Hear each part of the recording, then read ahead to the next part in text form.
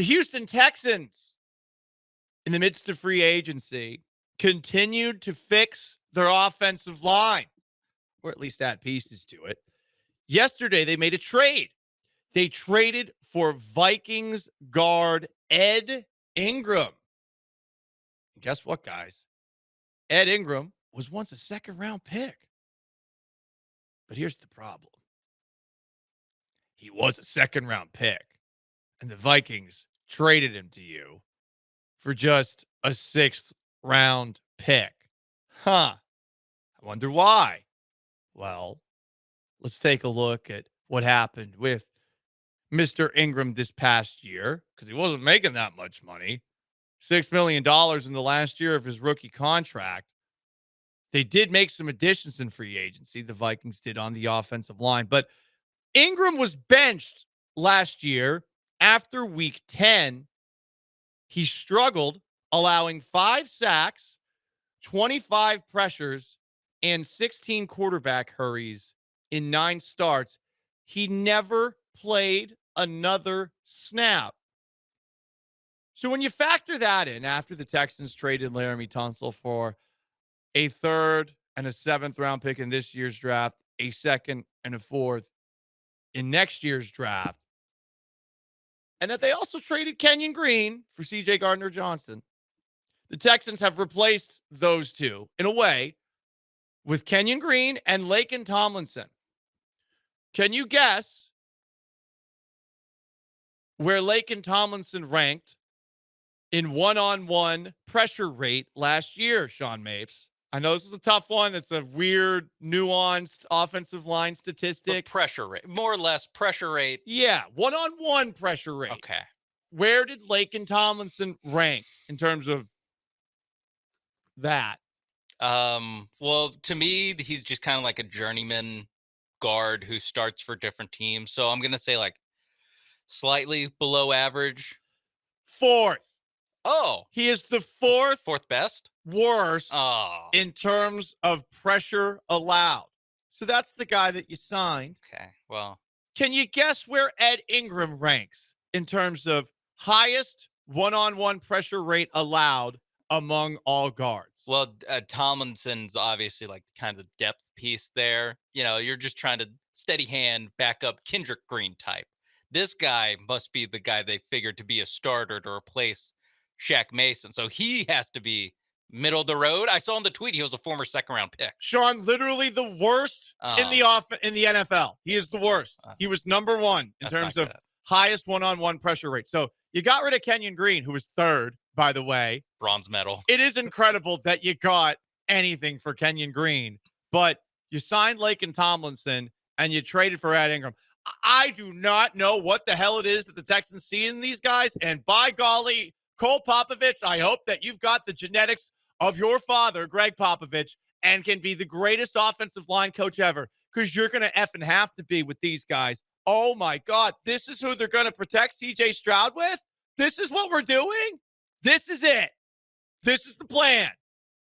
And look, Nick Caserio's done a lot of good things, but if there is one thing that we could say he loves the red flags in, it's offensive linemen.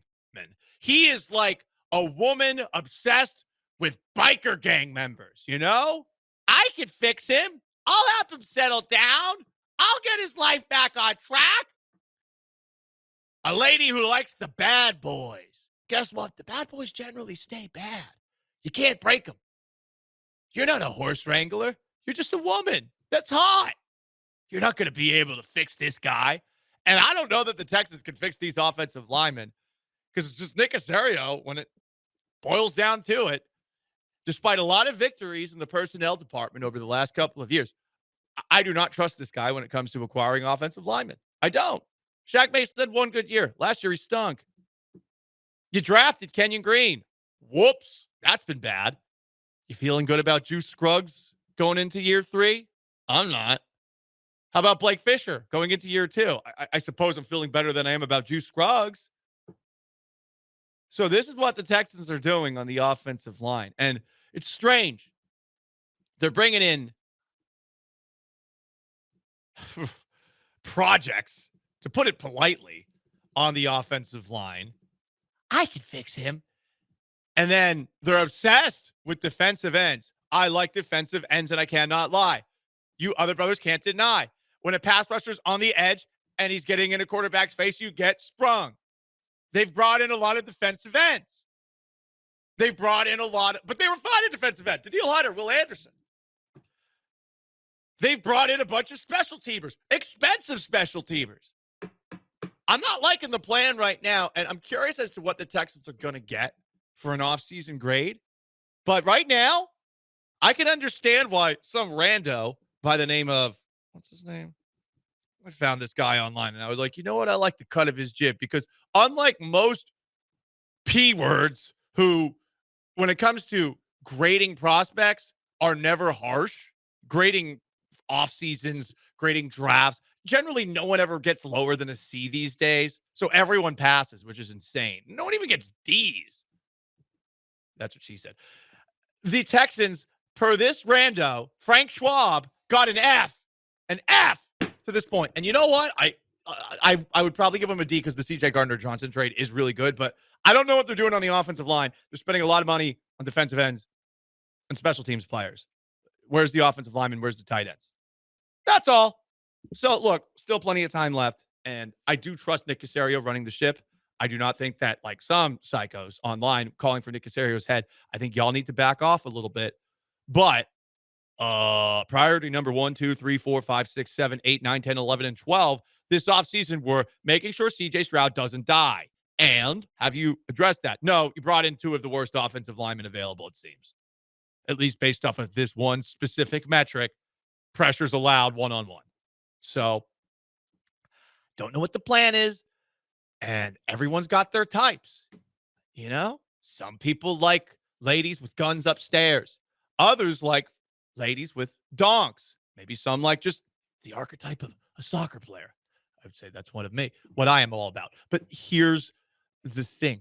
Like, I don't like this. Okay. I respect everyone's choices. I respect everyone's tastes, but this is not what I want. So I'm hoping that there is something else to come, but the Texans are running out of draft picks to trade. They don't have that many. I think they have 4 left now. And the guys that they've brought in are underwhelming at best, if not effing terrible players. You know, and I want to be respectful, and I do hope that these guys are able to turn it around here. But I mean, why should I expect them to turn it around here? Yeah, when our reaction to the Laramie Tunsil trade was like, we understand the interpersonal aspects of why you might want him traded, but at the end of the day, like, you need to get some good offensive linemen in here, and Laramie Tunsil's a good offensive lineman.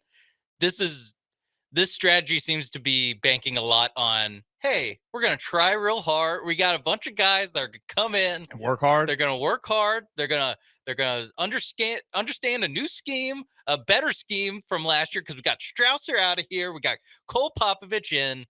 Laramie Tunsil's gone. Bad attitude. Yeah. Now it's going to be a whole bunch of good guys that are going to, this ragtag group of misfits is going to come together and beat Team Iceland. Call me crazy, but I prefer the talented player who doesn't give a bleep to these guys. Call me crazy. If I had a choice, yes. Yeah.